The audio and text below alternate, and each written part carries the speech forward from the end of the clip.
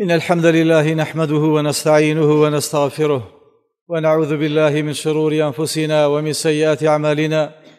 من يهده الله فلا مضل له ومن يضلل فلا هادي له، وأشهد أن لا إله إلا الله وحده لا شريك له، وأشهد أن محمدًا عبده ورسوله. يا أيها الذين آمنوا اتقوا الله حق تقاته ولا تموتن إلا وأنتم مسلمون. يا أيها الناس اتقوا ربكم الذي خلقكم من نفس واحدة وخلق منها زوجها وبث منهما رجالا كثيرا ونساء، واتقوا الله الذي تساءلون به والأرحام إن الله كان عليكم رقيبا. يا أيها الذين آمنوا اتقوا الله وقولوا قولا سديدا يصلح لكم أعمالكم ويغفر لكم ذنوبكم، ومن يطع الله ورسوله فقد فاز فوزا عظيما. أما بعد، فإن أصدق الحديث كلام الله، وخير الهدي هدي محمد صلى الله عليه وعلى آله وسلم، وشر الأمور محدثاتها، وكل محدثة بدعة، وكل بدعة ضلالة، وكل ضلالة في النار. ثم أما بعد، بآقامان لبينازكان بێنازەکانە و مرۆڤانن لە منداڵیدا لە هەژاری و بێتواناییدا باوکو ڕابەر و مامۆستا و پێشەوایان لە دەستداوە. چاکەکردن لەگەڵ ئەو جۆرە مرۆڤەدا خێرێکی زۆر گەورەی هەیە. یەکەمەوە فەرمان و بەڵێنی خودایە کە لەگەلی بەنی ئیسرائیلی وەرگرت کە دەبێت چاکەکار بن لەگەڵ ئەلیەتاما وەلمەساکین، بێ باوکان و هەژاران. هەر ئەوە دووبارە بۆتەوە لە ئاینی خۆماندا: وەعبودوا الله ولا تشركوا به شيئا. خدا بپەرستن بە تەنها و هاوتای بۆ بڕیار مەدەن و چاکەکار من لەگەڵ ئەلیەتاما وەلمەساکین، لەگەڵ بێ باوکان و هەژاراندا. چاکەکردن لەگەڵیان جێبەجێکردنی فەرمانی پێغەمبەری ئازیز عەلەیهی السەڵات وەسسەلام. کاتێ معاذی نارد بۆ ئێمە فەرمووی: یا معاذ، آمرك بحفظ الجوار ورحمة اليتيم. فرماني من بوتو أويا ببزيب بو بباوكانو رفتارت باش بلقل دراو سيان. ياخد بسائب فرمو: يا سائب أكرم اليتيم. تادتواني الريز لبي باوكان بقرا. شاكا كردن لقل يان صفتي پیغمبراني خواي عليهم الصلاة والسلام. كاتي مريم سلامي خواي لبي باوشی لە دەستدا لە تەمەنی مناڵیدا. وەکەفەلەها زەکەریا. پێغەمبەر زەکەریا پەروەردەکردن و خزمەتکردنی گرتە ئەستۆی خۆی. ثابت البونانی دەفەرمێ لە زەمانی پێغەمبەر یعقوبە هەواڵی بۆ هات کە پیاوێک لە میسر یەرحەم اليەتاما ویطعیم المەساکین زۆر بەبەزەیە بەرامبەر بێ باوکان و هاوکاری کەم دەستەکان دەکات کە ئەوە هەواڵەی پێگەیشت. فەرمی: ما ينبغي أن يكون هذا الرجل إلا أحدا منا أهل البيت. دەبێت ئەوە مرۆڤێک بێ لە بنەماڵەی ئێمەی پێغەمبەران، چونکە ئەوە پیشەی ئێمەیە. دواتر دەرکەوت کە ئەو کەسە پێغەمبەر یوسف عەلەیهی السەڵات وەسسەلام. کاتێ پێغەمبەر محەممەدیش عەلەیهی السەڵات وەسسەلام لە ئەشکەوتی حیرا هاتەوە و دایکی مانداران خەدیجە دڵی دایەوە، فەرمی: خەمی هیچت نەبێ، خدای گەورە پشتت نادا لە زەوی و ئینەکە لەتەصیل الرەحم وتەحمل الکەل. چونکە تۆ پەیوەندی خزمایەتی بەجێ دەگەێنی و هاوکاری مرۆڤە بێ باوکەکان دەکەیت و بەبەزەی و چاکەکاری لەگەڵیان. چاکەکردن لەگەڵ ئەو جۆرە مرۆڤە بەرەکەتی سەرۆت و سامانە، چکاوانە بێتوانان حەق الضعیفین اليەتیم والمەرئە. هل تنصرون وترزقون إلا بضعفائكم. خدا ڕستان زیاد دەکا و پێشتان دەخا و سەرکەوتنتان پێدەبەخشێ لە بوارەکاندا تەنها بەهۆی ئەوەیە کە ئێوە چاکەکانن لەگەڵ ئەو بێتوانایانەدا. پارە و سامان: نعم صاحب المسلم هو لمن أعطى منه اليتيم والمسكين.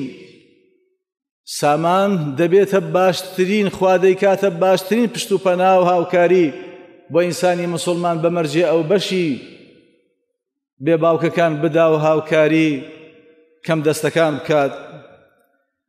ئەوانەی چاکەکارن لەگەڵ ئەو جۆرە مرۆڤانەدا بە هیوا و ئاوات و ئامانجەکانیان دەگەن و مرۆڤانێکی ڕەوش بەرز و دڵنەرم دەبن. وەکو پێغەمبەر صلی الله عليه وسلم فەرمووی گەر دەتەوێ ئەن یەلینە الله قەلبەک وتدریکە حاجەتەک، دەتەوێ گەر دڵت نەرم بێ و بە هیوا و ئاواتەکانت بگەی، زۆر بەبەزەی و چاکەکار بە لەگەڵ بێ باوکاندا. چاکەکردن لەگەڵیان پاداشتی یەکجار گەورەیە. وەکو ئەبوو شەعثا کە یەکێکە لە پیاوچاکانی سەلەفی صالحە فەرمێ والله لئن أتصدق بدرهم على يتيم أحب إلي من حجة بعد حج الإسلام. والله درهمێ ببەخشمە منداڵێکی بێباو لام خۆشەویسترە لە حەجی سونەت لە ئیسلامدا بەجێ بگەێنم. ئەوانەی ئەو جۆرە کاراکەن بەسەر تەنگەشەکاندا سەردەکەون و لە کۆتاییشا سەرفەراز دەبن. فلقتحم العقبة ئەو نشێویانە کێ دەیبڕێ؟ ئەو کەسانەی یەتیمەن ذا مەقرەبە بە چاکەکارن لەگەڵ بێباوکە خزم و هەژارەکانی خۆیان.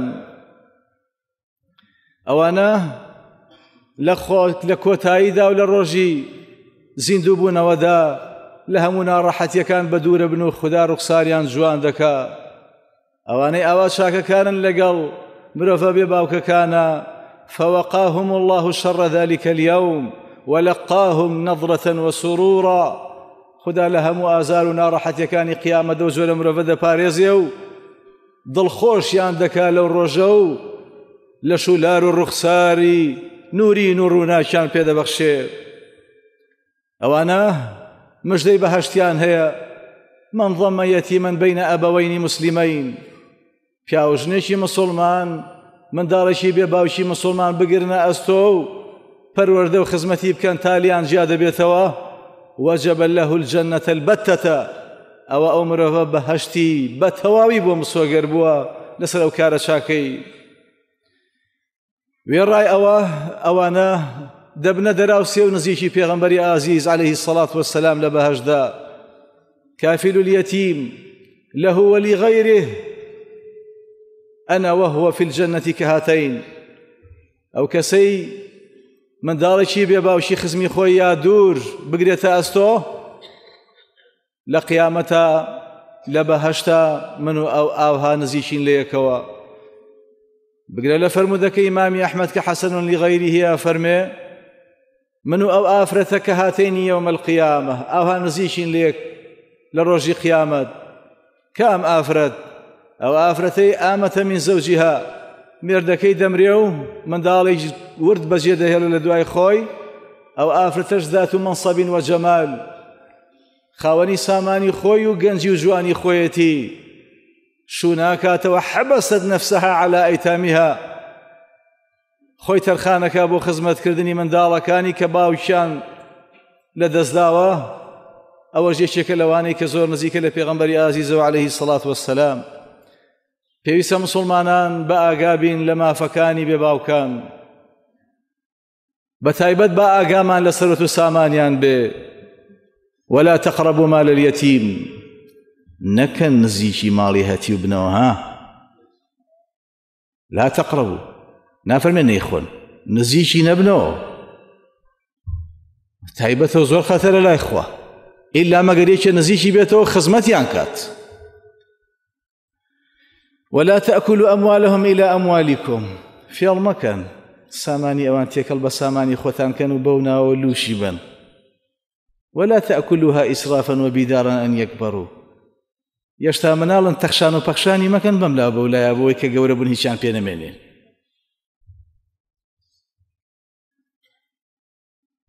غي پیغمبری خوا عليه الصلاة والسلام أمشقاري صحابي شكر فرمي شون بملا قلبي باوكا فرمي أقادار با غير واق مالك بماله. نكي بساماني أو بباوك مالي خود ساماني خود بباريزي ونكي ساماني أو بباوك بري تنها ببرجوان دي خود بكاري بيني ونشي جريثو. وإمام عمر فرمي اتجروا في أموال اليتامى وأعطوا زكاتها. سامان كان هل دامن بيخنا إيشو كارو كسابته بيان بقرن وزكاة شيبان. ابن مسعود فرمي بخوا حتى خود باريزي كما لا تشتري من مال اليتيم شيئا. كلوبري بباو كتابت واني مشي كرا والله قرزي جمك لي بهي جوله خود باريزه رشي قرسي لسرا ئیمامی عومەرە فەرمێ ئین احتەجتە ئەگەر زۆر ناچار بووی ئەی بە خێوکەری ئەو بێباوکە دەتوانی سامانەکەی بەری بۆ ئەوەی بیکەیتە خەرجی بۆ خۆت و مناڵەکە بە نیەتی ئەوەی هەر کاتێ هەو بوو دەبێ ئەو پارەیە بجێڕیتەوە قەرزەلات. من كان غنيا فليستعفف، هەر کەس پێویستی پێی نییە دەست نەبا بە ماڵی منداڵی بێباو. ومن كان فقيرا ئەویش فليأكل بەڵام بالمعروف. زۆر محتاجی دەبێ بە جۆرەی پێویست لە سامانەکەی لابێ. ئەویش چۆن؟ وەکو ئیمامی زوبەیری کوڕی عەوام ئەفەرمێ سەحابی ئازیز ئەفەرمێ ئەگەر پارەکەی بۆ خستە گەڕ و کەسابەتەوە تۆ هیچ بەدەستەوە نییە، بۆت هەیە بەشێ لە قازانجەکە جیاکەیتەوە بۆ خزمەتی خۆت و ئەو مناڵە بێباوکە ئەلەو کاتا دروستە. ئەویش لە گوێرەی توانا و پێویست. شوێنی مزگەوتی پێغەمبەر صلی الله عليه وسلم پێشتر هی دوو مناڵی بێباوک بوون، ناویان سەهل و سوهەیل بوو. پێغەمبەر داوای کرد عەلەیهی سەڵات وەسەلام ئەو شوێنە بکاتە مزگەوتیان ئێمە دەیکەینە دیاری بۆ تۆی پێغەمبەری خوا. فەرمیشتیوە هەر نابێت. مزگەوت بە ماڵی هەتی و چۆن دەکرێتەوە؟ لەبەرەوە کڕیتی لێیان بە سیاری زیایش ئەمجا دواتر بووە مڵکی و ئەویش بەخشیتی بە مزگەوت و ئەو مزگەوتەی هەتا ئێستا هەیە. پێویستە ئەوانە کەفالەت بکرێن، لە هەموو مافەکان مافیان بۆ دیاری کرێ. واعلموا أنما غنمتم من شيء، لە دەستکەوتی جەنگەکانە ئەبێ بەشێک جیاکەنەوە واليتامى والمساكين بۆ بێ باوکەکان و هەژاران. وما أفاء الله على رسوله، هەموو جۆرە دەستکەوتەکانی دەوڵەت إلا ئەبێ بەشێک دیاریکەن واليتامى والمساكين. معاشێ موچەیە هاوکاریەک بۆ ئەوانەی کە بێ باوکن توانایان نییە و بۆ ئەوانەی هەژارن. وإذا حضر القسمة أولو القربى واليتامى، ئەگەر میراتی تەوزیع کرا بێ باوک لەوێ ئامادە بوو دەبێ فەرزوقوهم منه، نابێەوە بەدەستی بەتاڵ بەڕیان کەن، دەبێ شتێکیان بنێ بەگەردە نازایی. ئەو ئافرەتەشی کە دەیەوێ شوو بکاتەوە و کەسی نییە و مناڵەکەش بەخێوکەری نییە، وەکو سەموڕەی کوڕی جوندوب بەفەرمێ سەحابی ئەفەرمێ دایکی من شووی کرد فەرمی بە یەک مەرج. سەموڕە بێ باوکە شووەکەم بەو پیاوەی کە ئەو منداڵم بۆ بەخێوکە کەفالەتی بکەوە بیگرێتە ئەستۆی خۆی. تا ئەتوانین ئاگار لە سامانی بێ باوک بێ. لەسەر مینبەر پێغەمبەر صلی الله عليه وسلم بە ئاگای هێنانەوە فەرمووی اللهم إني أحرج مال الضعيفين اليتيم والمرأة. خدایە خۆت بە ئاگای تاوانباری هەرە گەورە ئەو مرۆڤەیە دەست درێژەکا بۆ ماڵی بێ باوک و ماڵی بێوە ژن و ئافرەت بەگشتی بەناحەق. ئەوانە پێویستە هەموو نەفەقە و پێداویستیان بۆ دابین کرێ. ئومو سەلەمە فەرمێوتمەی پێغەمبەری خوا ئەبوو سەلەمەی مێردم مردووە مناڵەکانم مردەوە من پیشەیەک بەدەستی خۆم دەکەم و بەرهەمەکەی ئایا من لەو پارەیە بیخەمە خەرج بۆیان پاداشتم هەیە لەسەری؟ فەرمی نەعەم لەکی ئەجرە ما ئەنفەقتی عەلەیهیم، هەرچیەک بخەیتە خەرج بۆیان هەمووی دەبێتە خێر و بەرەکەت و نەفەقە و ئەجر و پاداش بۆ لە قیامەتە. پێویستە خۆراکی تەندروستیان بۆ دابین کرێ. پیاوە بەرزەکان لای خوددا کەسانێکن یطعیمون الطعام على حبه یەتیما مسکینا وەیەتیما وەئەسیرا، ئەوانن کە حەزەکەن نان ببەخشنە هەژارەکان و بێباوکان و ئەوانەی دەست بەسەرن. بەتایبەت لە کەیان نانیان بدەنێ؟ فی یەوم ذی مەسغەبە، لە ڕۆژێکا کە نان بە ئاسانی پەیان نابێ و کەمە و دەگمەنە. تابعی بەڕێز داودی تائیە فەرمی خواردنێکی باشی بۆ ئامادە کرا لە دەرگا دراوتی مناڵم و بێباوک و هەژارم. فەرمی بۆی بەرن. وتیان دەبا شتێکی تری بۆ بەرن. فەرمی بۆی بەرن من بیخۆم دەچێتە پێشا و بەڵام ئەو بیخوا کانە مەدخوورا عند الله عز وجل، دەبێتە سامانێکی کەڵەکە بوو بۆ من لە ڕۆژی قیامەتە. پێویستە پارە و سامانیان بۆ دابینکرێ بۆی فێری دزی نەبن.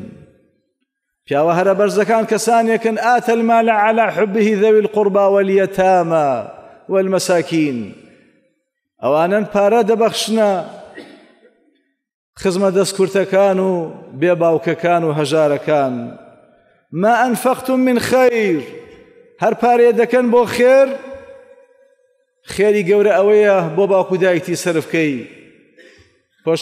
پاشان بۆ هاوسەر و مناڵت پاشان ئەلیەتامە والمەساکین بۆ بێ باوکان و هەژاران پێویستە بە بەزەیبی بەرامبەریان پێویستە ڕێزیان لێ بگری کەلا بەل لا توکریمونە اليەتیم شتی وا چۆن دەبێ ئێوە ڕێز لە بێ باوک نەگرن بیشری کوڕی عەقربە ئەفەرمێ من منداڵم ئێساش بیرمە کە لە جەنگی ئوحود هاتنەوە من چوومە پێشوازیە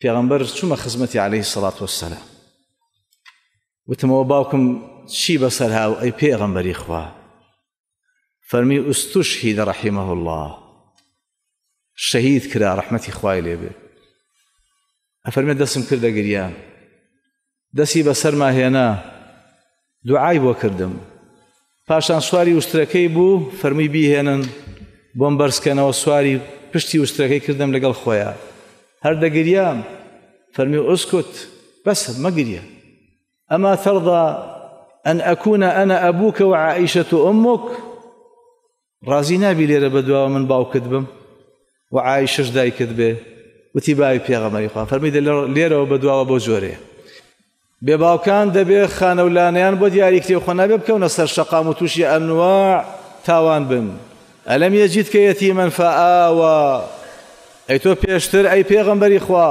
بێ خانەولانە نەبووی خودای گەورە مامی وا بۆ ساز کردی کە بتگرێتە خۆ پێویستە لەگەڵیان ئەو پەرچاکە کار بین مرۆڤە هەرە بەرزەکان ئەوانن کە بیلوالیدەینی ئیحسانە زۆر چاک مامەڵەیە لەگەڵ باوکو دایکیان دەکەن و هەروەها ئەلیەتامە لەگەڵ بێ باوکەکاندا خۆشەویستە فەرمێ ئودن اليەتیمە منک چی بکەین مناڵی بێ باوک لە خۆت نزیک کەرەوە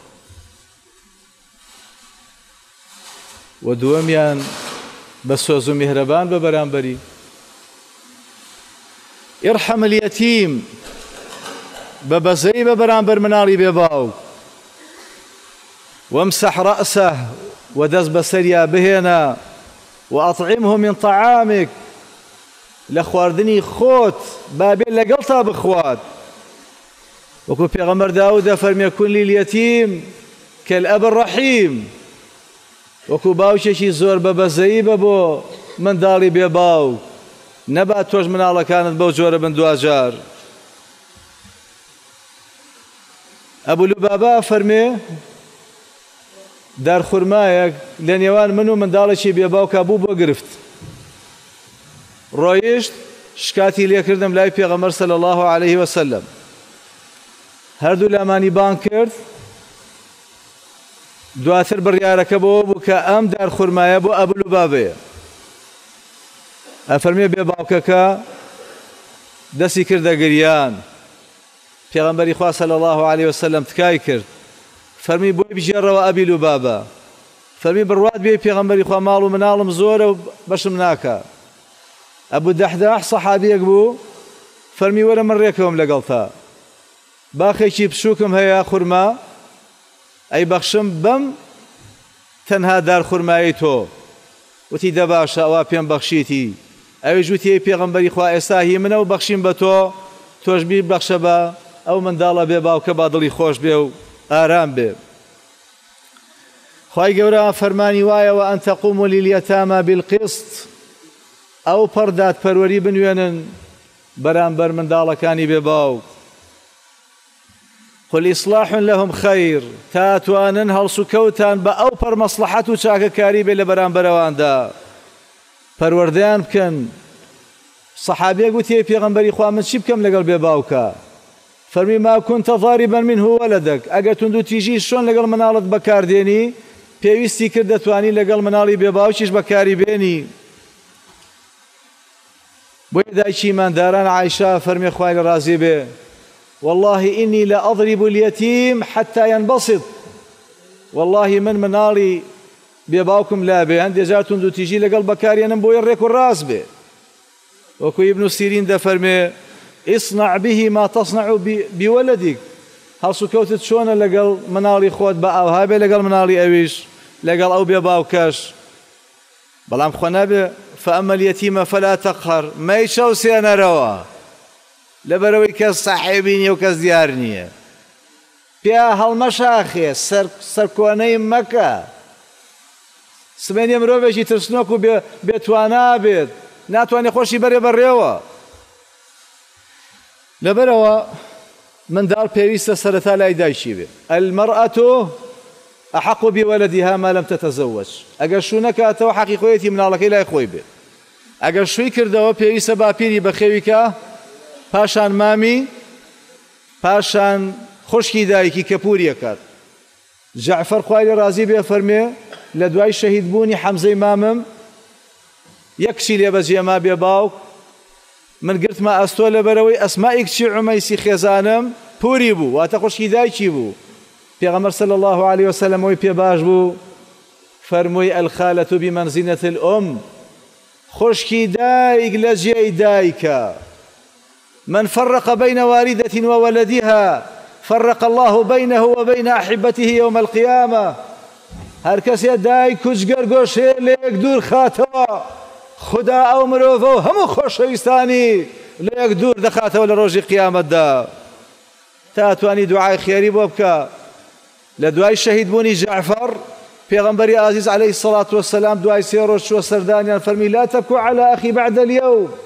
لێرە بەدواوە لەسەر ئەو برایەم نەگریەن. مناڵەکانی بان کرد، عەون و عەبدوڵای بان کرد لەگەڵ محەممەدا. ئەفەرمێ دەستی بەسەرا ئەهێنان، ئەی فەرموو اللهم أخلف جعفرا في ولده، خدایە جێی جەعفەر بۆ مناڵانە پڕکەرەوە. دواتر بۆ عەبدوڵای کوڕە گەورەی فەرمی اللهم بارك لعبد الله في صفقة يمينه، خدایە بەرەکەت خەرە ئیش و کاریان برا گەورەیان. دواترە فەرمی ئەگەر خۆڵی بکڕیایە بیبردایەتە بازاڕ قازانجێت بە بەرەکەتی دوعای پێغەمبەرەوە عليه الصلاة والسلام.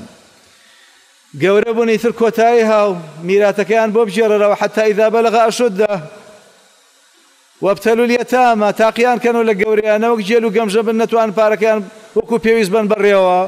فإن آنستم منهم رشدا أوجا فادفعوا إليهم أموالهم، ئەوجا پارەکانیان بۆ بژێڕنەوە و سامانەکانیان بنەوە دەست. بەڵام بە ئاگا بە خواردنی بچووکترین بەشی ماڵیەتی و إنه كان حوبا كبيرا، تاوانشي قوريا. السبع الموبقات بيغنبري خواه فرمي عليه الصلاة والسلام يشكل حال حاود قناها قوري لنا وبركة. بقرأ فرمي إن أكبر الكبائر عند الله يوم القيامة أكل مال اليتيم. قورة 3 تاوانا قورة كان لا الله لرجي قيامات خواردني مالي هاتي وبناها خواه پنامان با. إن الذين يأكلون أموال اليتامى ظلما، أواني بنا هەق ماڵی هەتیەوە خۆن مژدەیان لێ بێ إنما يأكلون في بطونهم نارا، لە دنیایەوە ئاگرە کە دەیخۆن و لە قیامەتیشا خدا بە جەهەنەمیان دەگەێنێ. لەبەرەوە ئەو پارەیەی کە تۆ وەرێگری لەوان وەکو ئەبوو مسلیمی خەوەلانیە فەرمێ ماڵی تاڵانی، ماڵی ناپاکی، ماڵی دزی، ماڵی هەتیو لا يقبله الله في جهاد ولا في عمرة ولا في حج. لهر بوارێکا بیکەیتە خەرجەوە خوا قبوڵی ناکە. ئەبوو دەردە فەرمێ اتقوا دمعة اليتيم، ئاگاتان لە فرمێسکی بێ باوک بێ لەگەڵ دوعای مەزلوم زۆر بە خێرایی دەگەنە لای ئەڵڵاه و زۆر بە خێرایی خدا تۆڵەیان بۆ وەردەگرێت. عمەری کوڕی عەبدولعەزیز ڕۆژێک کوڕەکەی هاتەوە سێرەکە سەریشکاوە. چیە سەریشکا؟ بانگێکە سێرەکە منداڵێکی بێ باوکە. دوایەوەی پرسیتی مناڵی بێ باوکە فەرمی وەزعتان چۆنە باوکەکەم؟ وتی وەزعمان بەو شێوەیە معاشیشی بۆ بڕیەوە. دوای مناڵەکەی هێنایەوە بۆ ماڵەوە و خێزانی تووڕە بووتی تۆ چۆن تەمێن نەکرد ئەو کەسەی مناڵەکەی ئەمەی وا لێ کردووە؟ فەرمی وەیحەکی ئینەها یەتیم، ماڵە داوا بێوم بێ باوکە، تۆ دەڵێ چی؟ تۆڵەی چی وشتی چی؟ بەڵام خۆ نابێ بکرێتە کەڵەگاش لە حەدی خۆیان و لە سنووری خۆیان. ئەم کارە کارێکی گرانە، بۆیە پێغەمبەر صلی الله عليه وسلم ئامۆژگاری ئەبوو ذەڕی کرد. ئەبوو ذەڕ وەڵڵاهی ئەوەی پێم خۆشە بۆ من پێشم خۆشە بۆ تۆ. ئەبوو ذەڕ ئامان لا تتولين مال يتيم، کورە پارەی بێ باوک نەگریتە ئەسوە. ئەبوو ذەڕ ئامان قورسە. خەیر النیسا، چاکترین ئافرەتان لای خوا چێن. أحناه على يتيم في صغره أو ژنەیە کە زۆر بەبەزەیە بۆ منداڵی بێباوک لە کاتی منداڵی بێتواناییدا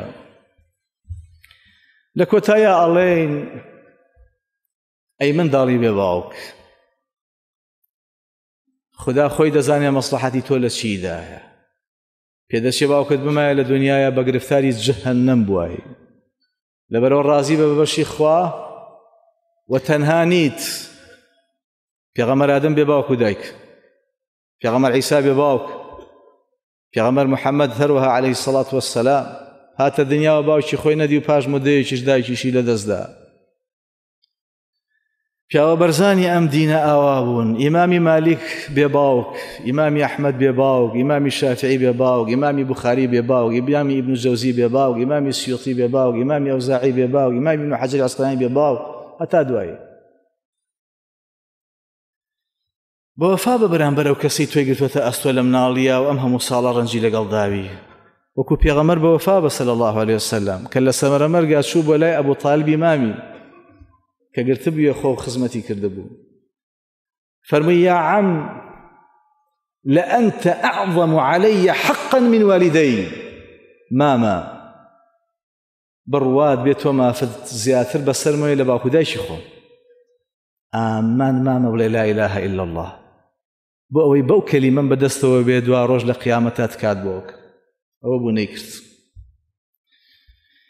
بیرت بێ پێغەمبەری خوا صلی الله عليه وسلم بە تەمەنی 6 ساڵی چووە ماڵی ئەبوو تاڵیبی باوکی سەرنجی دەدانەوەڵێ باوە ئەم باوکی دیار نییە دایە دایکیشی نییە هەمووی برا خوشکیان هەیە ئەم نە براشی هەیە و نەخوشکیش بەڵام خۆ نەبووە بارگرانی بەسەر ماڵی بمامیەوە بەو 6 ساڵێ کەوتە شوانی کردن بۆی بژێوی نانی خۆی پێیاکەوە نەبێتە بارگرانی بەسەر ئەم مامە دەستکورتەیەوە وریا بە ئەی بێ باوک بە ڕخەتی خراپانە ڕۆی چونکە جەنگیز خان و هیتلەر و ستالین و لینین و